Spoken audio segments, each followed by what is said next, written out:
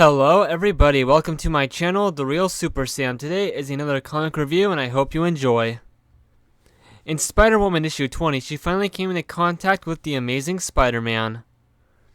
Things have gone bad for Jessica Drew today. First she lost her job and now she's evicted from her apartment.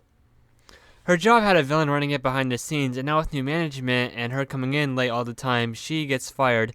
But she is still owed $300 from the company, so she decides, down on her luck, to break into the safe and take what she's owed as Spider-Woman. But at home, she changes her mind and decides to go back to the office and put it all back. At that time, though, Peter Parker, on a photo assignment for the Daily Globe, has his spider sense alert him to her presence and confronts her. Thinking she's stealing it right there, he tries to stop her, but she blasts him away. Peter, not being able to dodge without suspicion, takes the blast, but then recovers quickly and becomes Spider-Man that night to track down the Spider-Woman.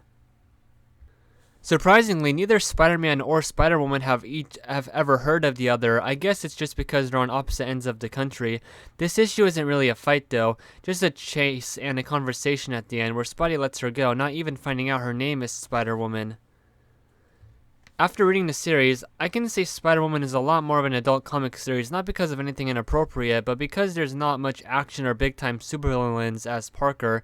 I really like that, and when meeting Spider-Man, you can tell the difference, as Spider-Man just does his thing as a photographer and as Spider-Man in an area he's never been before, LA.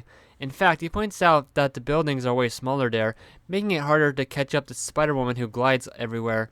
Spider-Man is more of a full-time superhero than Spider-Woman, but they both have their own personal and super identity problems that intervene many times.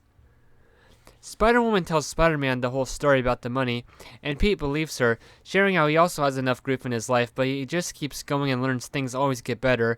A really nice lesson to share anytime. That's one thing about Spider-Woman, there's a lot more diverse life lessons here than in the Spider-Man title. And that is all I have to say now about this crossover story with Spider-Woman and Spider-Man. I'm pretty sure here Spider-Woman is older than Spider-Man, and this event can happen at any time you want it to while reading it, but in the real world it happened right before issue 198, the Mysterio / Return of the Burglar storyline. And it works with that change and confrontation Spider-Man has to deal with next after this adventure, and what he just did when thinking about how his Aunt May died. He's coming here and he's kind of has a whole bunch of grief and just another motivation for him to keep going. The more I think about this comic, the better it gets. Anyway, thank you for watching, and have a good one.